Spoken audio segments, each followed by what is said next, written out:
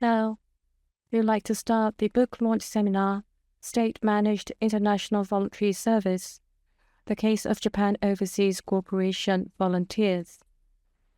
First, we would like to have greetings from Miyahara Chie, Director General of the JICA Ogata Research Institute. Please turn on your camera, please. Thank you very much for taking out of your busy time scheduled to attend today's book launch seminar, State-Managed International Voluntary Service, the case of Japan Overseas Corporation Volunteers, JOCV. In recent years, climate changes, natural disasters, infectious diseases, conflicts, and economic crises, such complex crises that transcend national borders, have become a global issue. In order to increase resilience to these threats and risks, and to realize human society, not only in the state protection from the top, but in order for people and communities to be able to demonstrate their inherent capabilities, empowerment is important. Against this backdrop, the potential of international volunteering is attracting attention. Past research on international volunteering has been conducted, such as evaluation, analysis of activities from a practical perspective, as well as from academic, psychological, historical, and quantitative, as well as qualitative impact evaluations and other approaches. However, research has so far focused mainly on volunteering in Europe and in the USA, and research on volunteering in Asian countries, which have become more active in recent years, has been limited. To this end, JICA's Ogata Research Institute for Peace and Development, with Professor Yasunobu Okabe as lead researcher from 2011, have focused on the JOCV projects. Based on the results of that research, the Japanese language book published in 2011, Achievements at JOCV, won a special award in 2019 at the Japan Society International Development. We have continued our research on JOCV to analyze the changes that international volunteering brings to developing countries and its impact in shaping the global civil society. This resulted on this book, State-Managed International Voluntary Services, which is a publication in English. In today's seminar, first, the editor of this book, Professor Yasunobu Okabe, will introduce the book, followed by a review of the book by Professor Aya Okada of Tohoku University. In the roundtable to be followed, Professor Okabe, Professor Okada will be joined by three other authors of this book, Anthony Fee, Ms. Mayuko Onuki, and Mr. Koji Yamada, to discuss on the themes of state-managed international voluntary services from various perspectives. Established in 1965, the Japan Overseas Corporation Volunteers will celebrate its 60th anniversary next year. Over its long history, the JOCV has made significant contributions to the development of developing countries and to the development of human resources for Japan and the world. To look back on the role of JOCV, I started to work at JICA 25 years ago, and the first department was JOCV, and I was involved in Horikawa, and I have a lot of memories. And every time I speak about that, I can take 2 hours. The JOCV, looking back on their role and considering its future, this seminar, we believe, is suitable for concluding the 70th anniversary of international cooperation, which the Ogata Research Institute has been carrying over the past year. We hope that today's seminar will provide an opportunity to deepen the discussion on various international voluntary services, including JOCV, with the participants. Thank you very much. Thank you very much, Miyara-san. Next, Professor Yasunobu Okabe from the Graduate School of Law, Tohoku University, will be introducing the book. Can you turn your camera on, Professor Okabe, and begin? Hello, everyone. My name is Yasunobu Okabe, a professor at the Graduate School of Law at Tohoku University. I am also involved as an adjunct professor in JICA research. My task in this seminar is to present this book entitled State-Managed International Voluntary Service, The Case of Japan Overseas Cooperation Volunteers, such that our English listeners can understand today's presentation. We will be presenting an English slide deck. All right, then let me get straight into the book's introduction. First, take a look at the book. As you can tell, this book has a purple base color and is very colorful and vibrant. It weighs 605 grams and is very light. Its surface is hard and smooth. You can use it like this as well. And even like this.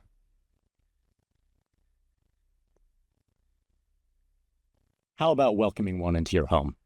Okay, thank you.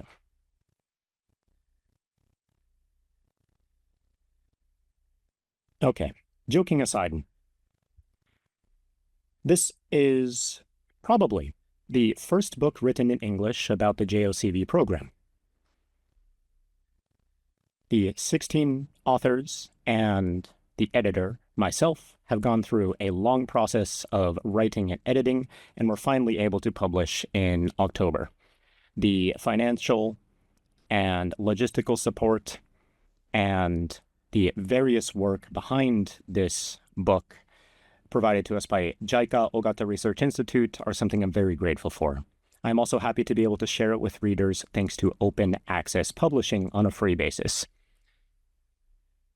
As of the 30th of November, the book has been accessed over 3,985 times.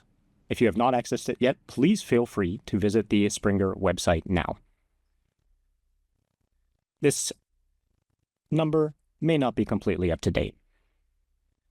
We would appreciate it if you could access the Springer website if you have not visited the book yet, whose URL is indicated on the slide.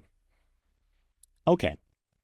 This book proposes a concept of State-Managed International Voluntary Services, or SMIVS. Under this concept, we address the contributions by JOCV volunteers and the advantages and disadvantages of the JOCV program. By definition, SMIVS refers to the International Voluntary Services sponsored and managed by the state, or might we say the government, unlike non-government managed international voluntary services, which can be sponsored by the state, but managed by NGOs.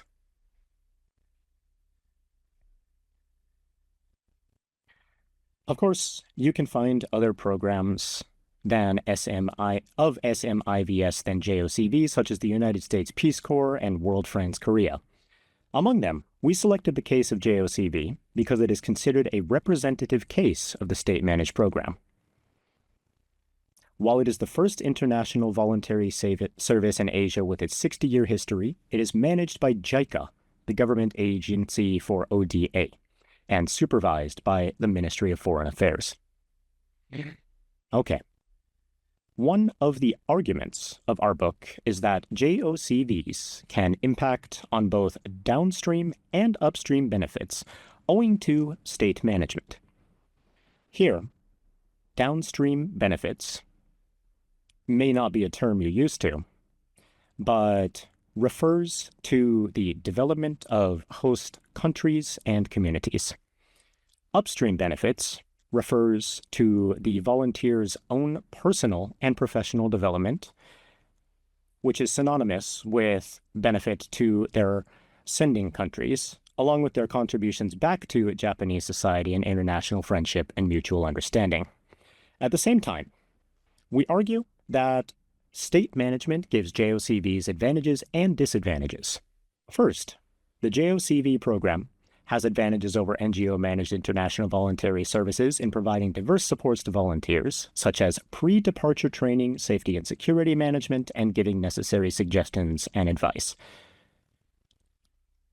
Second, however, the JOCV has disadvantages as well. They are disadvantages in the social legitimacy. In other words, the state intervention in the sphere of civil society, the pursuit of both down and upstream purposes,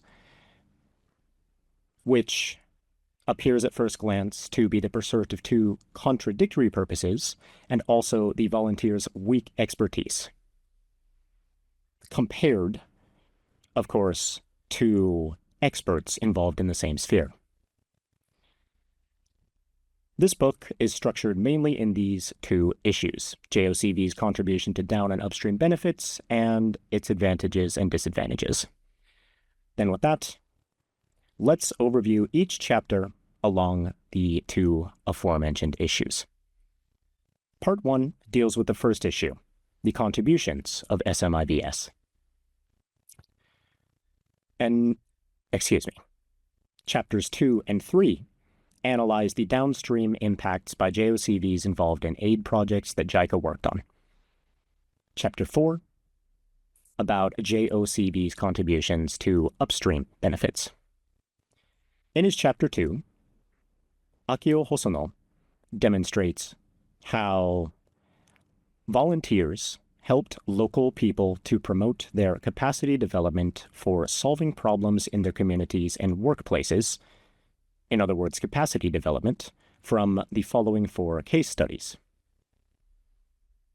Specifically, the dissemination of New Rice for Africa, known as NERICA, the One Village, One Product, or OVOP initiative in Malawi and El Salvador, hospital service improvements in Tanzania, and mathematics education in Central America.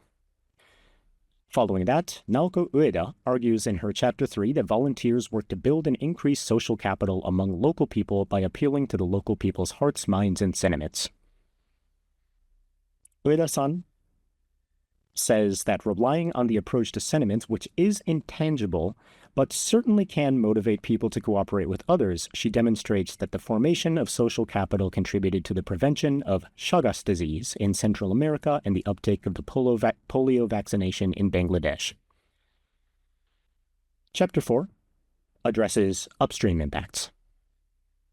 In his Chapter 4, Hisao Sekine deals with volunteers' personal development, applying the gift theory of anthropology. He discusses that volunteers give gifts, in other words, volunteering, to local people and receive returns from said local people when the volunteers experience the common feeling of, I was taught many things by the locals. In host communities, volunteers faced unexpected difficulties and the reality of the global South, but they are gradually getting the feeling of the JOCV-like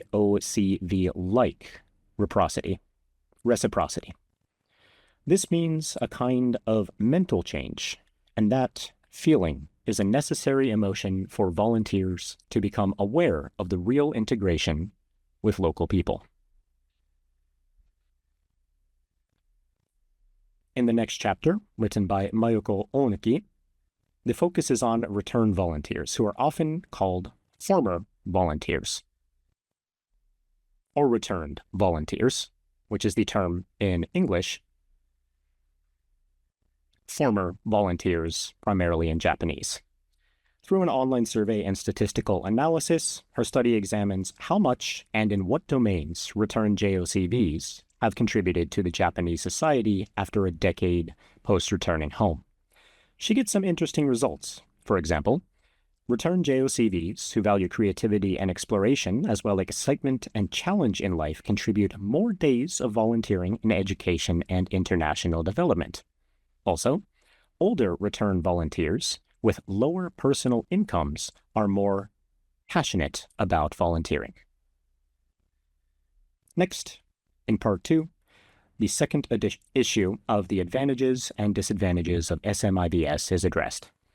First, in my Chapter 6, the claim is that while the JOCV program encompasses threefold weaknesses in social legitimacy, i.e. state management, multiple purposes, and the weak expertise of volunteers, which are equivalent to the disadvantages of SMIVS discussed earlier, I, however, argue that they do not represent weaknesses, rather they are the sources of JOCV strengths. For example, even if the state intervention in the civil society sphere is socially illegitimate, Thanks to SMIVS, JOCV can rely on JICA's institutional and human resources. Chapters 7 and beyond shed light on topics unique to the state management aspect. In their Chapter 7 by Koji Yamada and Kunzan Dorji, who are former chief representative and current program officer of the JICA Bhutan office, respectively, highlight the roles and initiatives of JICA country offices and their staff like volunteer coordinators.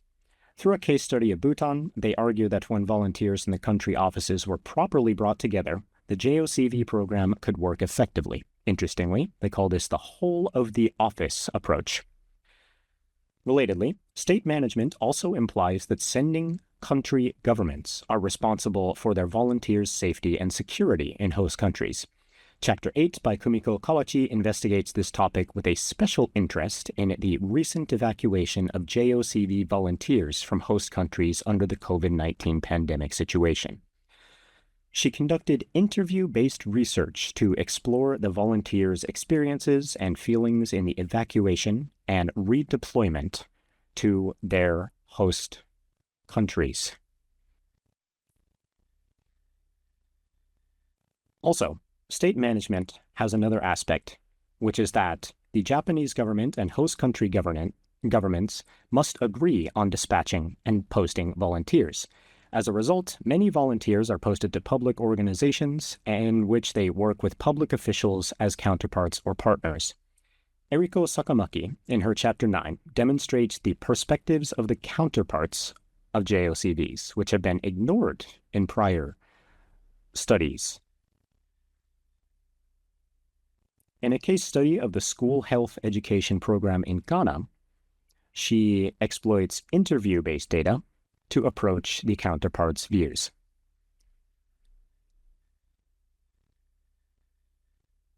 And finally, Part 3 is composed firstly of Chapter 10 by Anthony Fee, Benjamin Lowe, and myself, Okabe, which discusses the legitimacy of SMIVS, which is more of a discourse piece.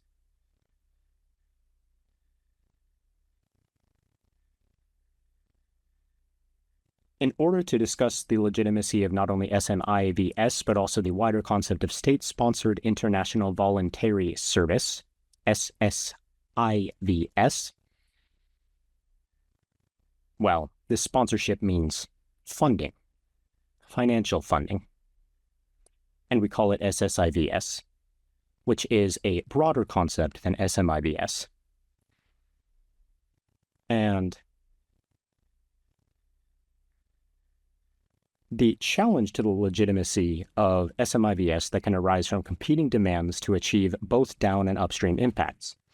While Chapter 6 claims that JOCV's weaknesses in the social legitimately are rather sources of its strengths, Fee and others propose alternative strategies to reconcile the competing demands for down and upstream impacts.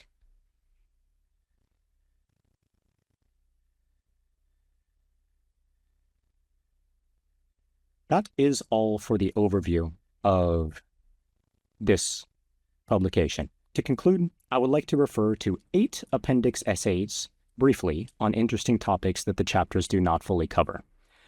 They include historical transitions of JOCV, volunteers' cooperation for aid projects such as water security management, education for highland school children, and sports and development, amongst other topics. Also, they include a returned volunteer's narrative about her host community, volunteer sentiments, memoirs of an early returned volunteer, and the voice from the local staff of JICA in the Philippines. These essays and some chapters contain vivid photographs on JOCVs. I hope you enjoyed them as well. The authors of the 8 essays are indicated at the beginning of the publication. Rare for an academic publication, this book has many pictures that vividly show JICA activities, JOCV activities, that I would be very happy if you take a look at. Do we have about 30 seconds here? 30 seconds. Okay. I've been told we have 30 seconds, so I just want to introduce this. If you look at the black and white picture on the left, this is a poster for JOCV. This is the very first recruitment poster for JOCVs, which Katsumata-san from the Secretariat and Oishi-san cooperated in providing this picture of. And I would like to introduce it to you all here, together with extending my thanks for their cooperation. Okay, that is all for my introduction of the book. Thank you for listening. Thank you very much, Professor Okabe, for your presentation. Next, we would like to have Okata Aya, Professor, Graduate School of Information Science from Tohoku University, to give a book review. Professor Okata, can you please turn on your camera? The floor is yours. Thank you very much for the introduction. I am Tohoku University. My name is Aya Okada. Congratulations for the application. And also, thank you very much for giving me this opportunity to give this book review. I am from the perspective of social system, is conducting research on Japanese civil society, such as NGO, as well as donations in the civil society. These activities in the modern society for us, what kind of implications does the actions have? Those are the interests that I have. From that perspective, I read this book. So that's going to be a book review based on that. I myself was really intrigued to this theme, which is because of this international cooperation. So from that perspective, I'm very, very happy to be able to give this review. As this is a book review, I, as one reader, what this book was questioning and what kind of answer it's providing, I want to summarize that.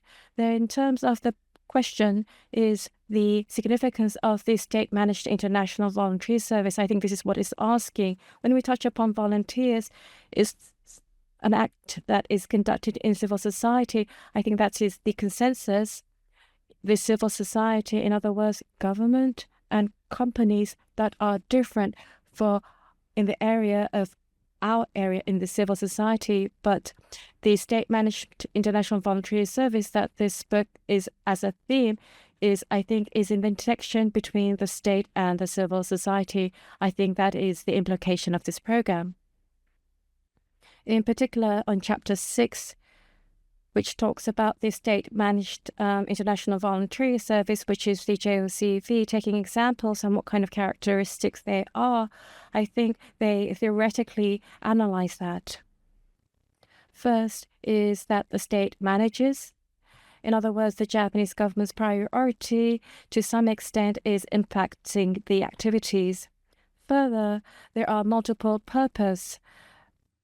So it's a greedy program. But for the developing countries to contribute economics and social as well as reconstruction, as well as mutual understanding and symbiosis into cultural societies and giving back and returning to the society, I think it has various phases in terms of these voluntary services, which I think is a characteristic. Further, as Professor Okabe mentioned, for the dispatched volunteers are not experts, so I think the weak expertise is one of the things that he pointed out. I also was one of the person who sent over a volunteer who just graduated with a bachelor's degree, so I do kind of understand.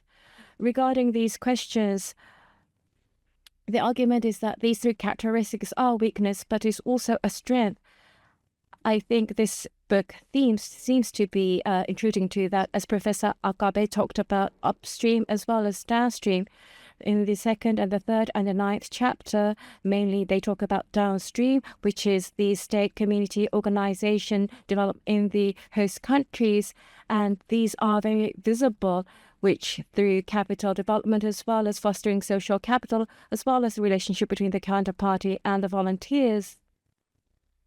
Also, from the perspective of upstream, the volunteer itself is growth as well as the development of capabilities, enhancement of the image of the country, as well as contribution to society upon returning. These points are reflected in Chapter 4 as well as in Chapter 5. So downstream and upstream, in particular, it can see conflicts, but nonetheless, it may be compatible, I think, is the argument that is presented in this book. In particular, in Chapter 10, I'm not sure, I was kind of contemplating how I can translate this into Japanese. That's why I've got it in English, which is multilateral value recognition, which is defined. As one reader regarding these questions, I believe that this was the answer that came out. That's how I read. I think there are two characteristics in this book. First is that the diverse aspects of JOCV, it really looks out for that. First, in terms of achievement at the recipient countries, such as what is happening in the downstream nations. At the same time, the behavior and perceptions in the upstream, from the long-term perspective, how that changes. I think it really looks out for that. In particular, in the appendix essay is very, very lively or very vivid. So I was very, very interested as I read through. Further, in terms of the volunteer management perspective, it really covers that broadly, such as country offices, the role of the country office, response to the pandemic, as well as the existence of counterpart. So from that perspective of management point, you can also see that characteristics. To have a broad aspects to looking at in various aspects, I think is the characteristic of this book. Another characteristic I would say is that it's because it's looking at various aspects, it has implications for various academic fields as well as disciplines. So from the academic perspective, this is how I read. For example, in terms of the theory of international cooperation, as one form of international cooperation, the implications as well as experience has been stated. From the perspective of development studies, the weak expertise through these volunteers and through the volunteers' activities, the changes that brings to the development countries. From the perspective of the theory of civil society, the government and the civil society, the relationship through volunteers, what kind of form of relationship that exists? It kind of doubts or questions that. For the volunteer research, from the experience as a counterpart, especially in the essays as well as based on the interviews from the person who experienced that, it really vividly elaborates on that, which the readers can read through. Also, for the volunteer management, I think there is an implication there.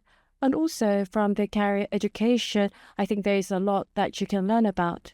For example, for the former volunteer career path, as well as the various activities that they do thereafter, is written in the book. When we think about this, it can imagine a very broad perspective of audiences as well.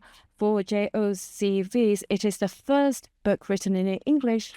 Therefore, for the recipient pie or the audience would be larger. Another which is very important is that it's disclosed in open access. As Professor Okabe said, talked about 4,000 downloads. That is amazing. And I hope that would further increase. Lastly, what is thought-provoking about this publication, giving you the inspiration towards what kind of research should be conducted in next?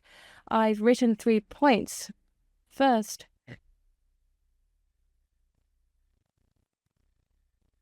which is you have compiled the state-managed volunteer from Japan, but when you compare that with U.S. Peace Corps, if you compare with the state-managed International Voluntary Services,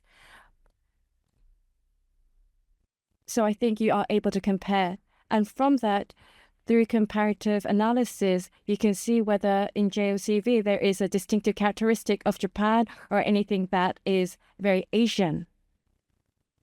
And point number 2 is the non-state managed International Voluntary Service comparison. For example, International Voluntary Service is operated by NGO. I think it will enable, because there are various evidences in this book. For example, for those volunteers who've conducted work and who've returned to Japan, is there any changes in the activities and operations from JOCV versus the state-managed international voluntary services or other international voluntary services? Lastly, upstream, I believe it's important to further break this down. In this book, it talks about the growth of the volunteers as well as the development of the capabilities, enhancement of the state, as well as contribution to society upon return. We compile of that as an upstream, but I think they all have different aspects. So it's important to break this down, and I think we are able to look deep dive. Further implications and impacts to the Japanese society, I think there is further ways to do research. We have 60 years of history, and this is the first Asian-originated state-managed international voluntary services. As such, I believe that over the past 60 years, for those who are living in Japan, the understanding of international cooperation and image, I think it had a big implication in shaping that. In not only international cooperation, but the thinking of volunteering, and also in terms of understanding what youth, I think we have seen big transition in that. JOCV's implications was that seen from a sociology, which is my expertise, which was very, very interesting from my perspective. And I think these are the things that can be of hint going forward. So that was a quick overview of my book review. Thank you very much. Thank you, Professor Okada. Then with that, we will begin our roundtable discussion. For our panel members, can you turn on your camera, please? Do you have to? Professor Okabe will be the facilitator. We will be discussing in English, and if you would like to listen to the Japanese simultaneous interpretation, please choose Japanese from the Zoom's interpretation button. If you have any questions, press Zoom's Q&A button and write them in. However, we are limited on time today, so we will not be able to answer every single question and appreciate your understanding on this point. All right, then please begin the discussion. Right. Thank you very much. So, welcome to the roundtable discussion. Again, my name is Yasunobu Okabe, Tohoku University. I chair this talk as the editor of the book. Today, I invited 4 discussants to join this roundtable. Thank you for coming, everyone. Let me introduce each discussant to the audience in alphabetical order. Well, first, Dr. Anthony Fee. He is a senior lecturer in the business school at University of Technology, Sydney. He's a lead author of the Chapter 10. Hello, Tony. Hi, everyone. Thank you for having me today. Thank you. And Dr. Mayuko Onuki. She is an assistant professor of Graduate School of Asia Pacific Studies, Waseda University. She is the author of Chapter 5. Hello, Onuki-san. Hello, everyone. Thank you for inviting me today. Looking forward to discuss more about the book. Thank you. And Dr. Aya Okada, professor of Graduate School of Information Sciences, Tohoku University. She is not an author of our book, but I invited her to talk here for her insight into NGOs, volunteering, sociologies, and international development. Hello, Okada-san, and thank you for reviewing our book. Thank you for having me for the roundtable as well. Thank you. And lastly, Mr. Koji Yamada, Musashino University. He is former chief representative of JICA Bhutan office. He is the author of Chapter 7 and Appendix Essays with Kunzan Dorji. Hello, Yamada-san. Thank you for coming. Hello, everyone. It's a great pleasure to be here. Thank you. So now let's start the roundtable discussion. Well, I prepared some topics for today's discussion, and prior to this roundtable, I exchanged comments or opinions with discussants by emails as a preparation. Well, our first topic is significance of the book. What is the significance of publishing the book on JOCV in English? In my opinion, well, since this is the first book on JOCV written in English, its publication can be a good opportunity for non-Japanese speakers to read about Japanese volunteers and also its program, which are, I think, which are not widely known among scholars and practitioners outside Japan. Well, I'd like to ask the discussants, do you have any other idea of the significance of the book?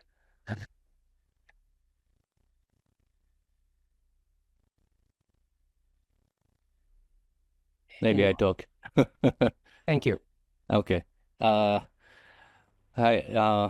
I'm a co-author of the Chapter 7. So from the viewpoint of the author of Chapter 7, the book is useful for having the national staff of the JICA country offices better understand the volunteer programs they are working for. The JICA doesn't undertake robust documentation on the programs they are implementing in the common communication language, and that makes it difficult for the national staff to be confident enough to play the leading role in the planning and implementation of the JICA programs. JOCV is not exception. Also, the counterparts we are working with, no matter if they are the high-ranked government officials or the citizens of the host countries, tend to regard all the donor-funded volunteer programs being implemented in the same way. They don't know the difference between the programs. This book is useful for such audience to understand the difference in the context that those different programs emerged. Thank you very much. Well, I'm happy to hear that. Well, originally, the target of the book, one of the target of the book are JICA staff at overseas, country offices. So not only the scholars and practitioners of outside Japan, but also JICA staff can read.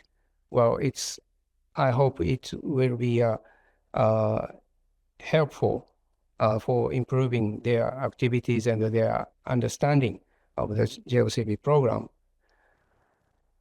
Well, Okada-san, you have talked about this topic in your book review. Could you elaborate on that?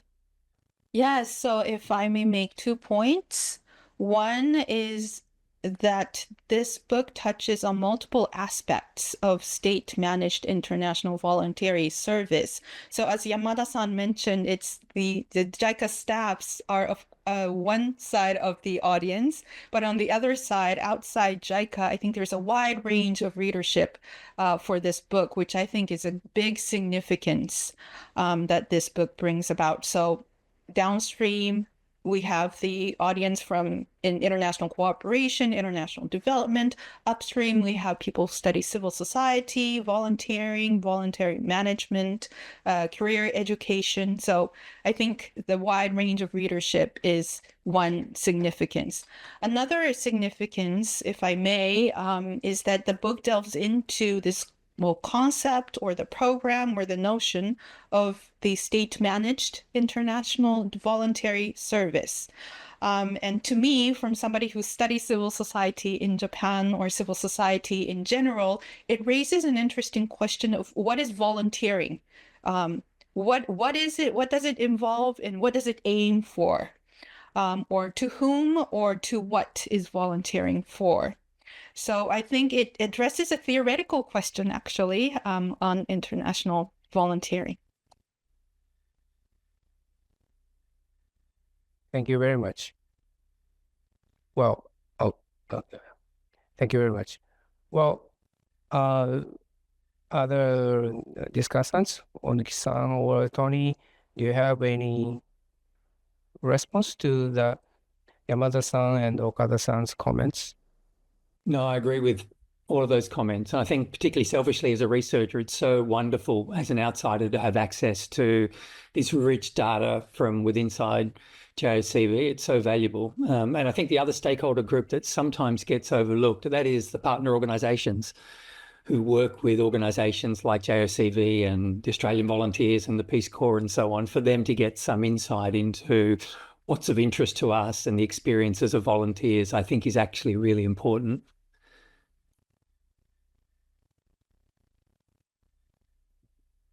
Thank you. Well, listening to the very positive and favorable comments on this book, I feel very, very happy as an editor.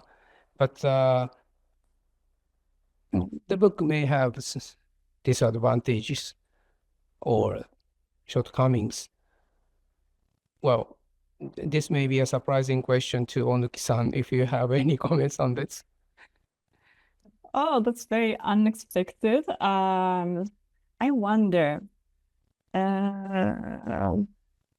Well, I guess my belief is that in terms of evidence building, we are still quite early on, so we don't have that many evidence yet. So in that sense, we could have more.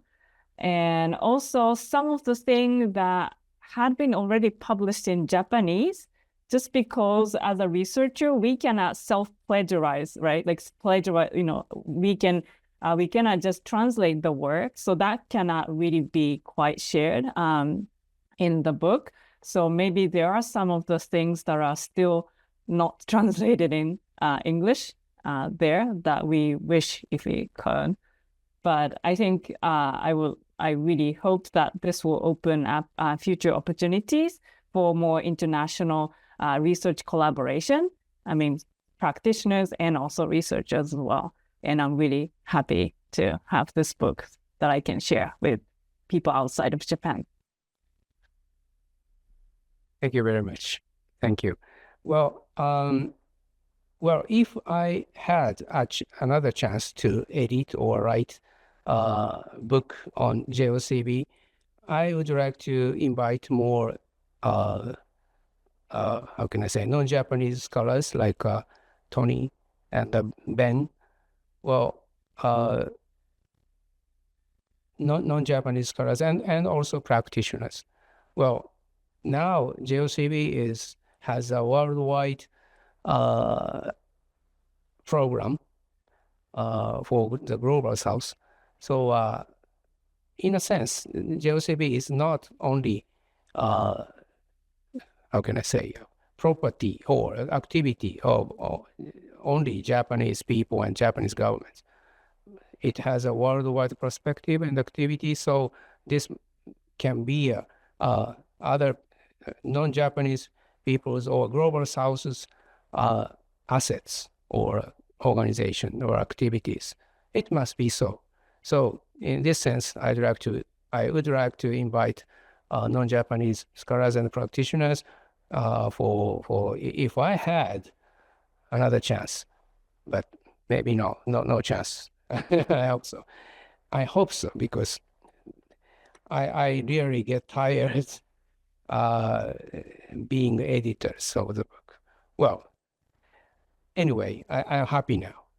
So thank you very much for your comments. And now let's move on to the second topic. It's can be a hot topic maybe. It's about SMIVS concept. My question is, what do you think about the SMIVS concept, which is the focus of our book? As the editor, I argue that JOCV can contribute to downstream and upstream impacts thanks to state management. Do you, agree to my argument, or you have a different view? For example, one may say that SMIVS, like the JOCV program, is too extensive and comprehensive, and sometimes too well managed to be a real volunteer program. Well, this point of view is hinted by the Onyx-san's conversation with Onyx-san. And also remember, the Okada sensei said the program is yokubari, greedy program. This kind of, I say critique implies the problem of social legitimacy or disadvantages of SMIVS, which Tony and others chapter and my chapter discussed in this book. For example, Tony, what do you think of, or how do you evaluate the SMIVS concept from a perspective based on the discussion of your chapter?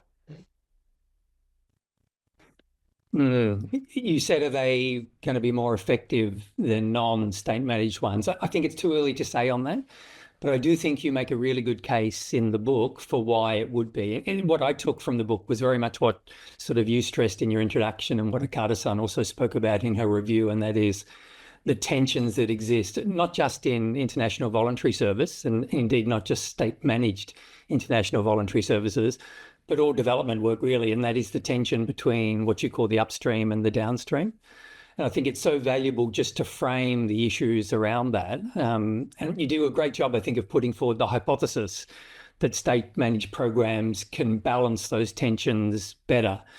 I'm not sure I'm fully persuaded yet, but I do think many of the chapters in the book make a really good case for that.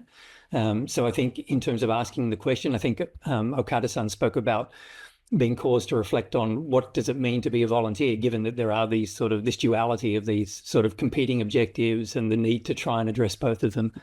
I think it's a fascinating area, and I do think it's an area that we need more research, and I think the 10 chapters in this book can go a long way towards understanding those better, given the unique place that JOCV has in the sort of international volunteering sphere.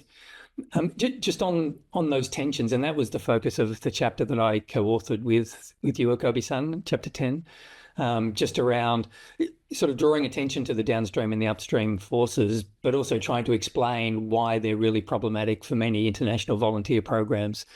And you take it further in other chapters in the book and say it's actually the self-managed state programs that do it better than, the state-managed programs that do it better than others. And as I say, I think there's a really good case for that. One of the other points that we make in our chapter that I think is relevant to the discussion about state-managed programs as well, and that is that we argue that central to achieving both downstream and upstream benefits, one, that international development volunteering is distinctive or unique in being able to achieve both of those. Instead of being a tension, it's a potential complementarity there. And the reason is because of the model that programs like JOCV use, where they have this long-term, deeply embedded peer-to-peer interactions between the volunteer and the counterparts or the partner organisation, where there is genuine reciprocity and equality. And we argue that that is a much better form of development if you're wanting to address both of those outcomes than the traditional model, where there is an expert who comes in, charges for their fees, and it's sort of a unidirectional flow of information, or the opposite view, and that is where the upstream benefits are perceived as being somehow detracting from the downstream benefits.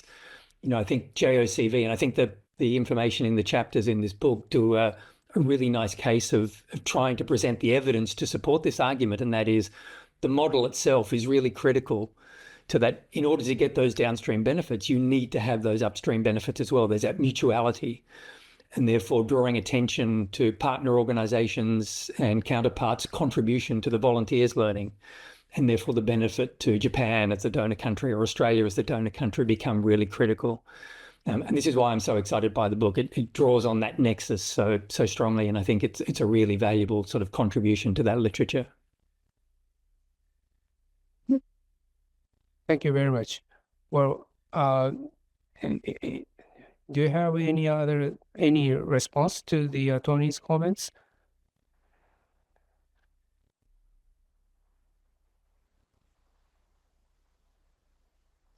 Well, maybe related to the Tony's comments. Well, Onuki-san, in our prior conversation, you talked about JICA's management of the JOCV program.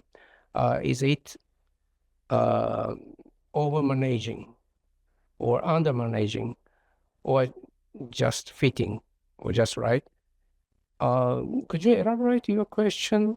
I think it is very interesting and related to the Tony's argument. Thank you. Yeah, when I thought about how much management is, too much over and under or just right, I was thinking more about my own research topic, which is more focused on the return volunteers, and especially chapter 5, which I wrote, is about the research on return volunteers after 10 years. But when I think about over-management, especially about the JICA or the JOCV program support for the return volunteers, in a sense, after the volunteers come back to the society, they're free from the project or they're free from the management by the JICA. So to what extent that the program should continue, or they have allocate enough budget to keep supporting return volunteers for, networking or looking for job and connecting to working in the local regional issues. This is something that I think that because it's a state managed and funded program, it's very well done and quite extensive, probably compared to other program, International Volunteer Service programs.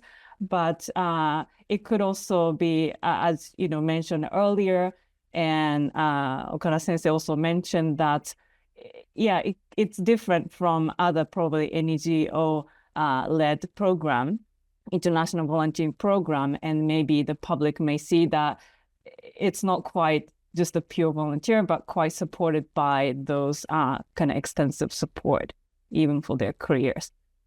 Yeah, that was my point. Yeah. Well, thank you very much.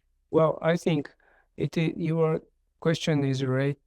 Implies also the problem of a social legitimacy and also a JOCV's volunteerness, which was also touched on by Okada Sensei. Is there anyone who would like to comment on this topic? Yeah. Yes. Well, I am not so sure if I follow follow the discussion line that you have discussed so far, but one benefit of the state management is the comprehensiveness of the expertise of the volunteers. No matter if they have a low no matter if the each individual has a very low expertise, but if they are combined together, it's going to be a good force. For example, if the product designer and the occupational therapist work together, they can come up with a better assistive devices for the persons with disabilities. So that way, if the different those volunteers with different backgrounds work together, it's going to be a good chance for the open innovation. So of course it's sometimes beyond the discussion on the on the impact on the community, host community that the volunteers are assigned. But the existence of that kind of volunteer pools with a variety of background, that would be a very unique strength of the JOCV program, and that should be facilitated by the state, or I should say JICA itself. Thank you very much.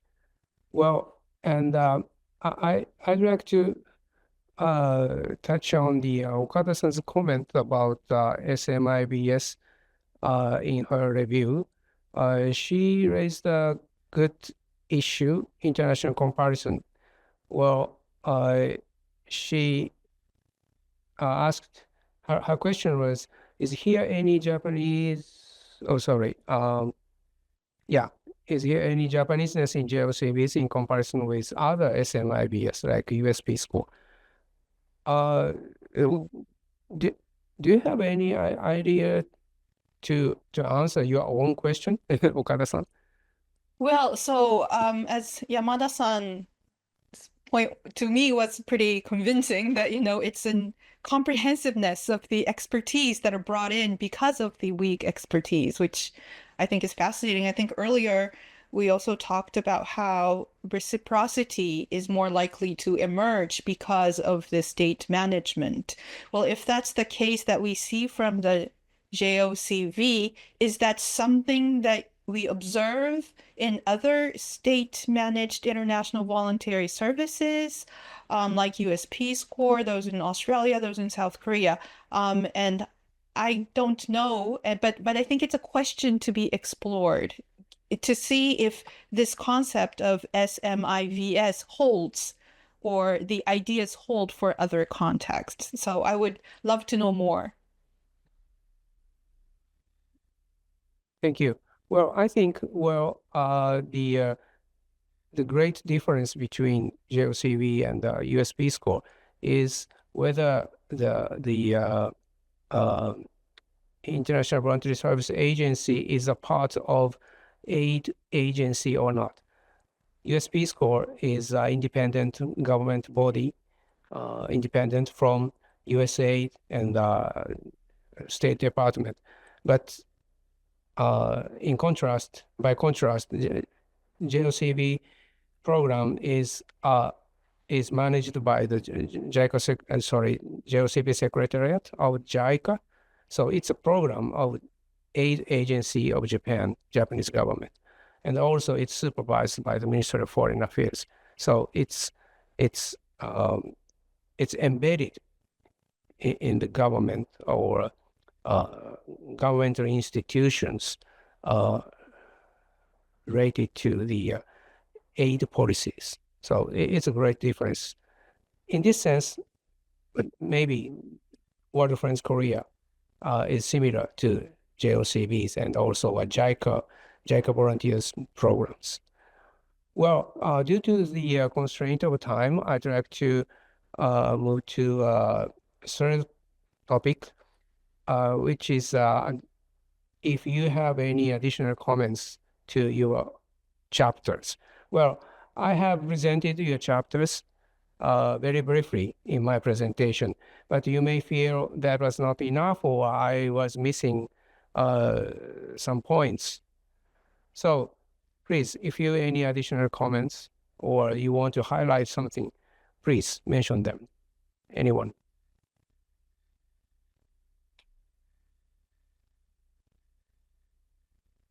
As a chapter 5 author, if I may, I actually prepare a mini slide, which is not to spend a lot of time on it, but it might be help you to just give a quick overview of my chapter, if it's okay. Okay, may I share the slide?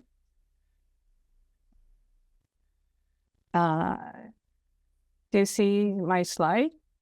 Okay, all right, thank you. So what I did first with my chapter is literature review.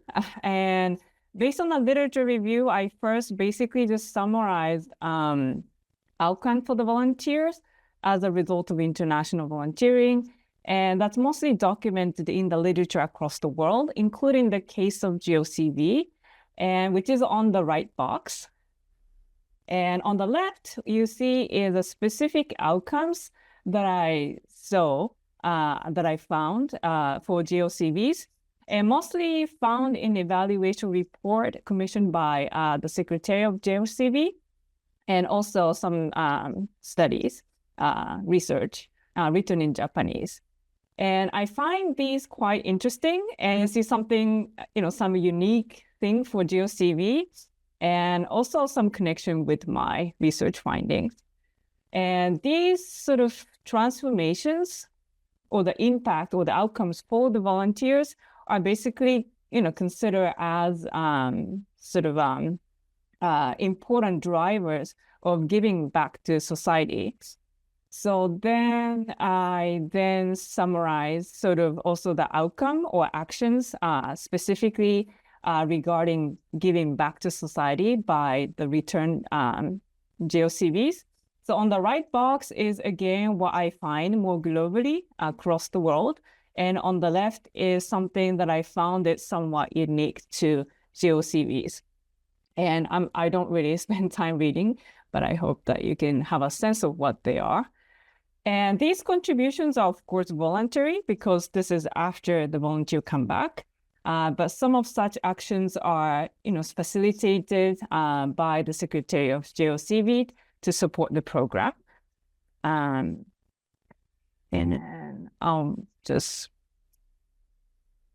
then my chapter also introduced research. It's an empirical quantitative research on how much and in what domains are return volunteers engaged in volunteering after returning home.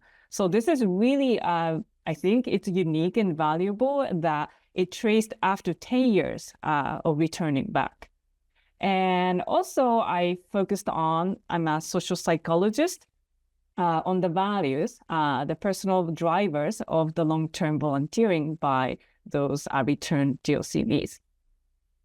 And so these are some of the details about the study.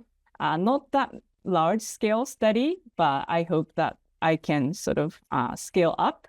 And particularly, there are two important features that I think about this research. The one is that study focus on relatively scalable or measurable behavioral outcomes, which are aligned and comparable to the national statistics. So we can kind of see a sense of how much the return JICA volunteers is really doing quantitatively compared to general population of Japan and also internationally or outside of Japan. And also then the second feature of the study is that I focused on the volunteers themselves as the driver of their action. And particularly, I focused on the values and personalities. And this is just, I'll just highlight the fact that among the respondees, that 80% of the respondents did some kind of volunteering. That's for the return volunteers. And compared to general population, it's a lot more, significantly greater. And among the JOCVs, the number of days of volunteering was the greatest in the domain of international cooperation. And you can kind of see the tables, children, community, and so on. But relative to the days of volunteering by Japanese population, the contribution of the return volunteers were concentrated on international cooperation again, and I guess the sports, culture, arts, and sciences domains, and also sort of public health related activities. And the chapter actually have a little more updated data on the general population as well. And so the main findings is here, I just focused on the personal values as the driver. And the study adapted the well-known values theory developed by social psychologist Shalom Schwartz, and found that one of the full sub-dimension of the personal value, which is here in the purple, openness to change, which actually was strongly related to how many days or how much basically the return JOCVs were volunteering for international cooperation or international sort of relations issues, such as international development assistance, refugee support, and also supporting foreigners in Japan. So, and the fact that we know the cross-cultural research showing that this actually dimension of the values are relatively represented or undervalued in Japanese general population. And Japanese people tend to place greater value on security and tradition and so on compared to other nations across the world. So this is sort of the dimension of value held by returned JOCVs that should be highly regarded and valued in a society to promote those activities. And some of the practical implications discussed in the paper, I found that it's actually already practiced, and I'm happy to see that by the JOCV program. I found this is the image of a recruitment advertisement for JOCVs and found on the internet, and which actually aligns with this idea of openness to change. And basically says that, seeking curiosity. So this is kind of synergy with my own research findings. So I'm happy to see that happening. And that's quick. Hope it was quick enough for my sharing chapter 5. Okay, thank you very much. Your chapter is important in the sense that currently JICA and the JICA JOCV Secretariat is focusing on the volunteers' contribution back to the Japanese society. Thank you. And thank you for a supplemental explanation of your chapter. We have less than 10 minutes left, but if you have any supplemental explanation to your own chapter. Yamada-san, Yeah, thank you. Thank you for pointing at me. I'm going to talk about the downstream. Okay, so but unfortunately, I already left JICA after I submitted the chapter draft. So I'm going to talk about what I have been working. Now I have been working for the promotion of decentralized production using digital publication tools such as 3D printers. So from here, I would like to share my slide. And well, this is a reality. Okay, there are already so many decentralized production sites in the developing countries with various names such as makerspaces, fab labs, or innovation hubs, and others. So they are open to the community and may help even the international volunteers in rapid prototyping their ideas locally. Whenever they come up with the new ideas for the products, they are able to take access to those kind of local production facility. And also, those facilities sometimes lack in the capacity to design the customized products, better customized products to the needs of the community. So sometimes the JOCV's knowledge may work to contribute the value addition of the product to be designed locally. However, since we could make almost anything with those tools, sector-wise and thematic silos in the mindset of JOCV members themselves, and also the officials of the JICA country offices, are becoming a critical obstacle to prototyping solutions locally. Here, I believe there is a role for the country offices to play. In the context of capacity development, which was highlighted in the earlier discussion, these decentralized production sites are also one of the stakeholders that constitute the local capacity to solve the problems locally. And but however, by advocating too much the role of the country offices, I am afraid that I may be understating the role of another key player for the implementation of the JOCV program. That is senior technical advisor or Gijutsu in Japanese language. So they extend network support to the JOCVs in the field, but also they advise the volunteers before they are dispatched, and they keep the network of the ex-JOCVs as well. They go through all the activity reports submitted by JOCVs. They are the knowledge hub for the JOCV program. Since I left JICA, I was once consulted with by one senior technical advisor working in the area of disability and development with regards to the advice on the 3D printed customized assistive devices for persons with disabilities. He was contacted by a JOCV member in the field who asked for advice on the location of the Fab Lab in his country. Even though it was beyond his knowledge, the senior technical advisor searched for the resource persons and identified me for advice. So they have to respond to the inquiries from the field as a knowledge hub, no matter if the inquiries are about new emerging issues or new technologies.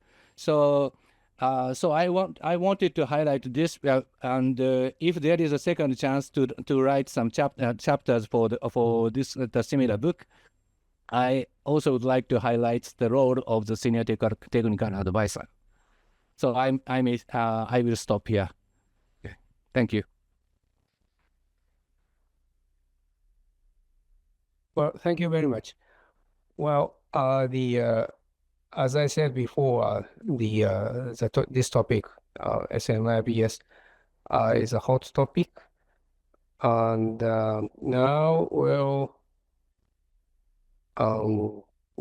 we have 2 topics left, but due to the time constraint, I'd like to touch on the final topic. Topic 5, suggestions, implications, and expectations about the JOCV program. Do you have any academic or practitioner suggestions or implications based on your chapter? And what do you expect from the JOCV program in future?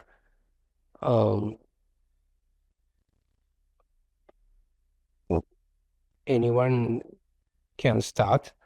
We have a few minutes. Very briefly, I hope.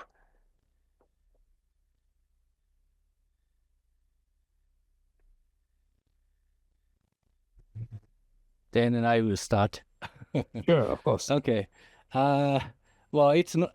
Well, I'm not talking about my own chapter, but if I went through the other chapters, I was impressed on Professor Kawachi's chapter. The use of online tools was indicated in Professor Kawachi's chapter, and that kind of tool is likely to be effective. Not only in taking good care of JOCV members during the standby period in the pandemic, but also in achieving the prescribed impact without depending too much on the long-term station in the host country, and also it's also good in enhancing knowledge accumulation within the human networks through the effective use of the online tools before and after the assignment. So I wanted to highlight this issue. Thank you very much. Unfortunately, I skipped the point 4, which is about the other chapters' contents. But thank you, Yamada-san.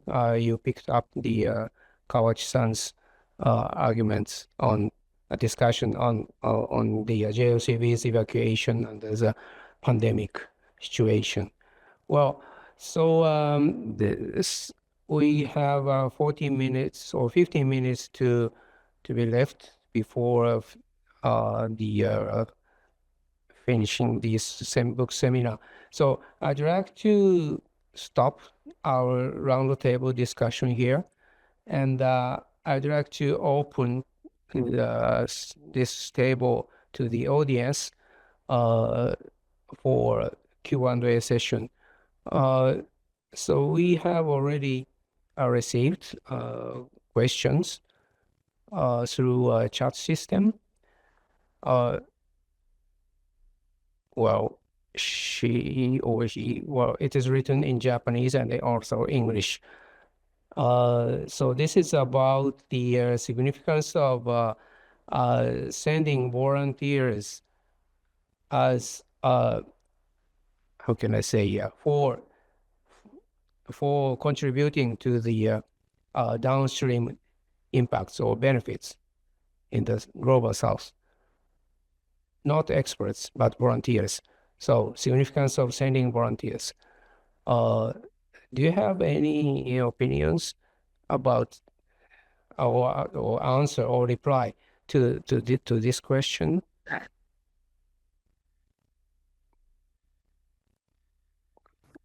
I could jump in and share some of my own research experiences with the Australian volunteer program. It may relate a little bit to Yamada's comment before about using online tools. I know the Australian volunteer program, when COVID happened, had this huge evacuation process like JOCV did. They then moved pretty quickly to more remote volunteering programs, and they're a really big part of the program now, these remote programs where the volunteer is located in Australia, working with customers, as well as hybrid volunteers where they spend some time doing it remotely and then go in country or vice versa. So I think that is one model. I don't know to what extent JOCV is using that now, but I think there's potential for that to be used broadly.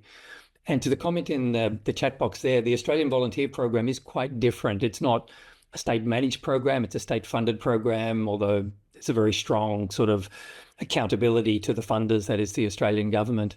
But the cohort, the age demographics of the volunteers is very different to the JOCV program. Only about 6% are between the ages of 20 and 29, whereas around 50% are over 50 years old. And I'm sure there are cultural reasons why older volunteers in Japan and Australia have different attitudes perhaps to these things.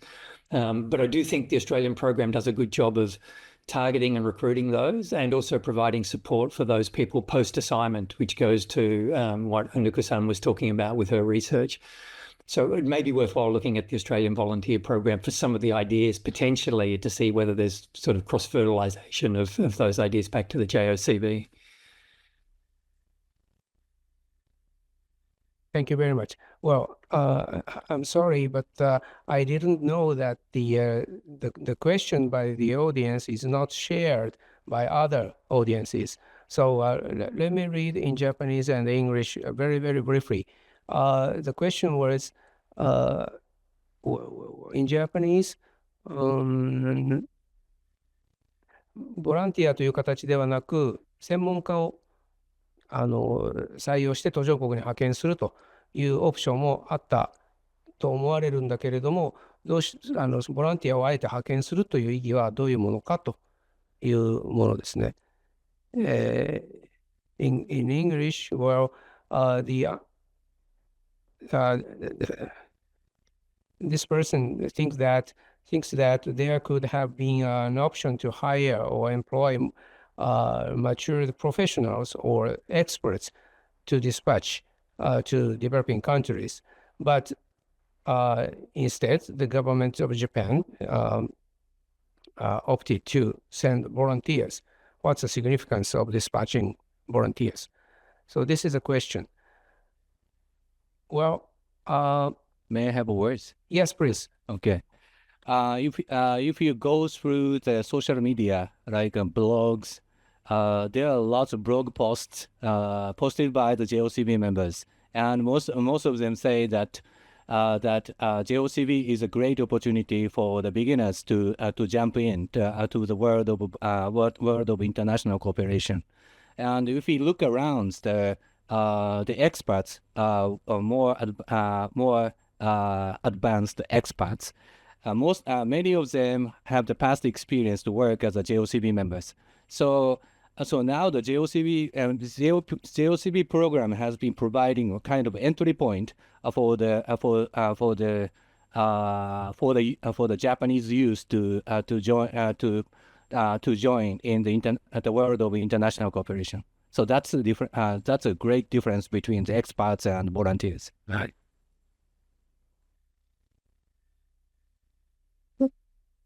Thank you.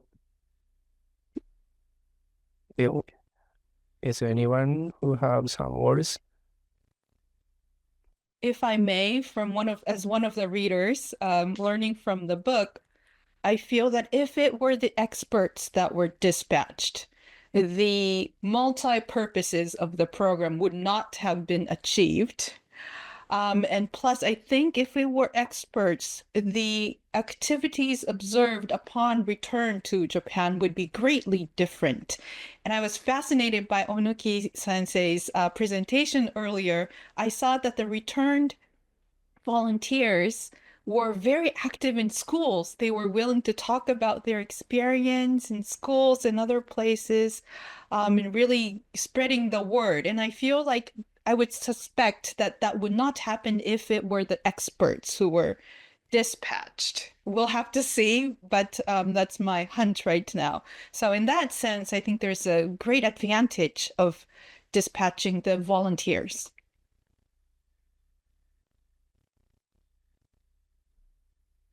Okay, thank you very much. Here we have another question from the audience. Let me read. Are there any plans to conduct research on the activities of individual volunteers rather than volunteers dispatch program run by some organizations or country? Well, do you have any idea to reply to this question?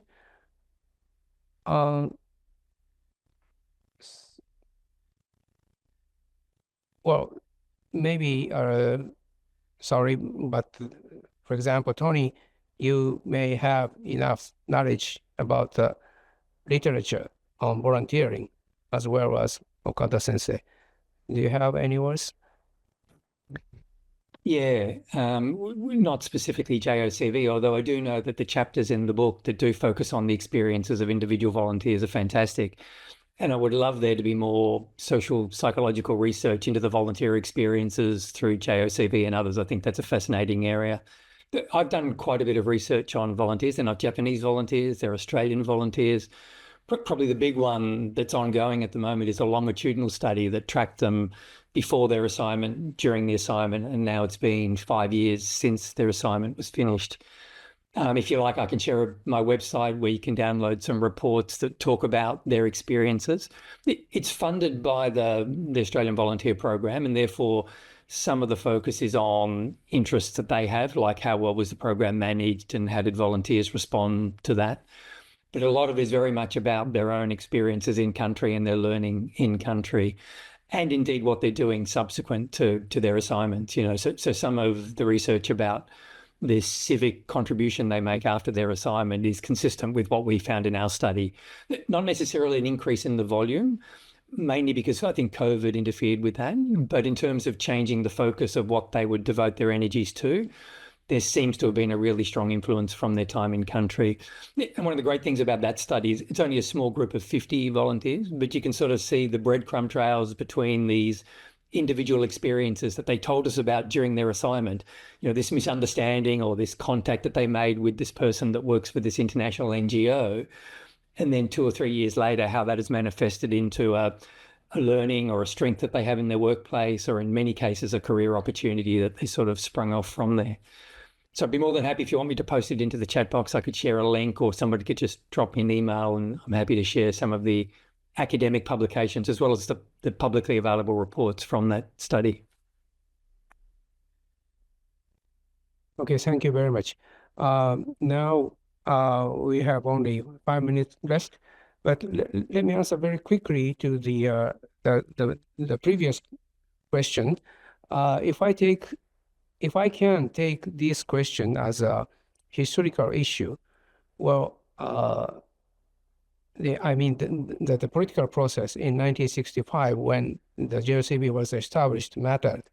Well, actually, the Ministry of Foreign Affairs was eager to send experts or young experts instead of young volunteers. But youth associations and young politicians of the Liberal Democratic Party insisted on sending young, sometimes amateur volunteers to the developing countries. So there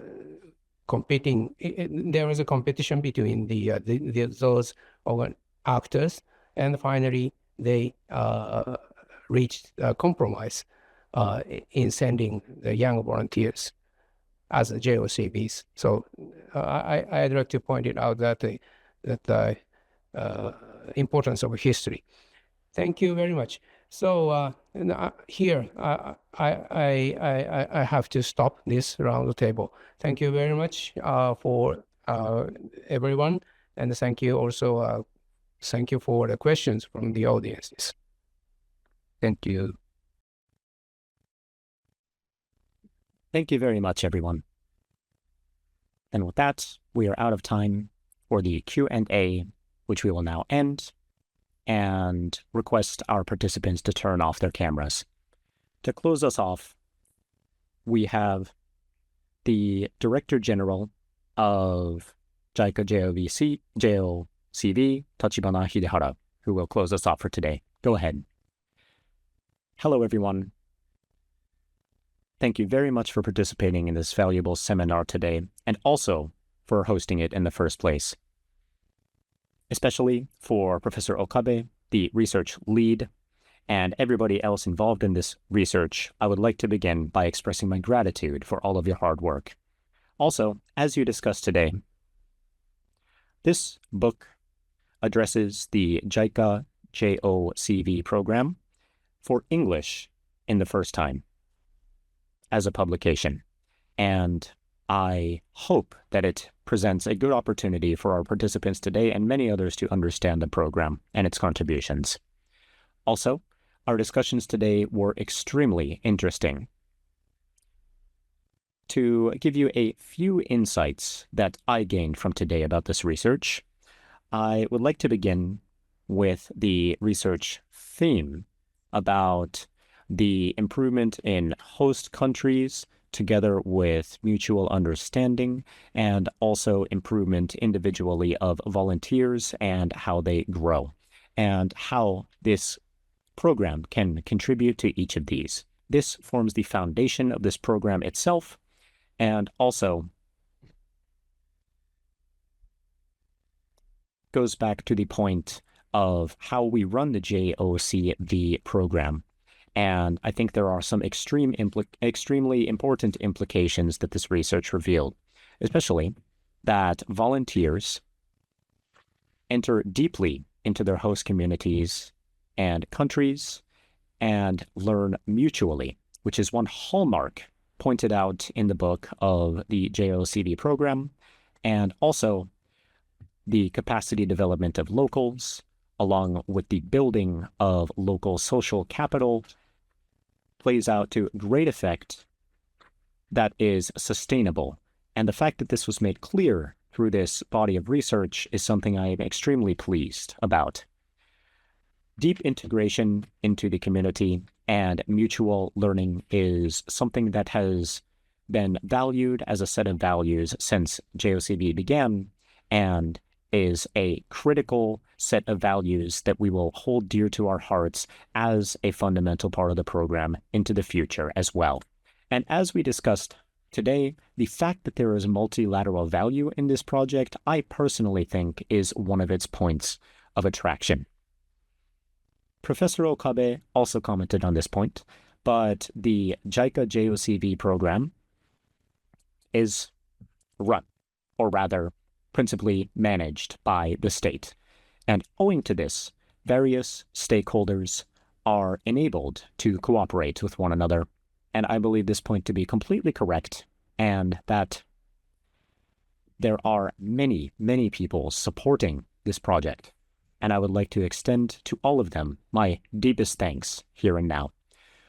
Also, let me share a few points about the JOCV's recent developments, the first of which was spoken briefly about in our discussion a moment ago in terms of expertise supplementation.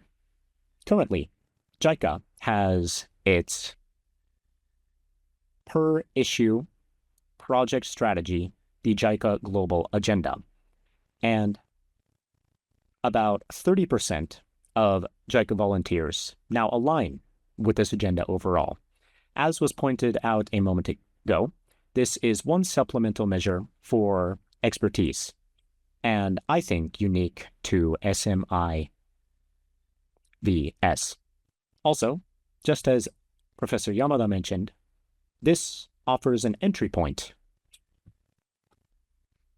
into which experts in that domain and development consultants can increase, and it functions exactly as a door into these domains, and I believe this development is and will continue to accelerate.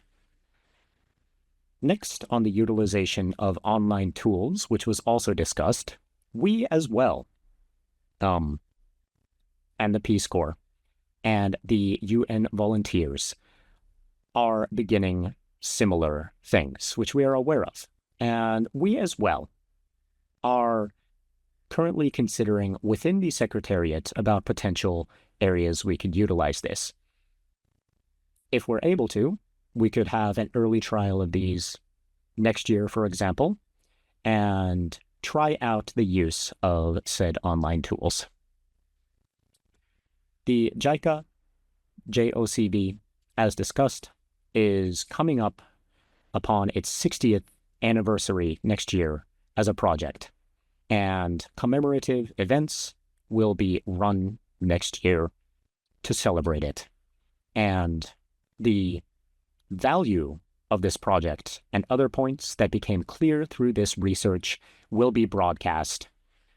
And I would like to extend once again my deepest thanks to everyone who was involved in this research project. Thank you, everyone. Thank you, Director General Tachibana. Then here at the end, if our participants could turn on their cameras, please. Then with that, this closes the book launch seminar for today. And everyone, if you don't mind, can we get a round of applause? Thank you for your participation today, everyone.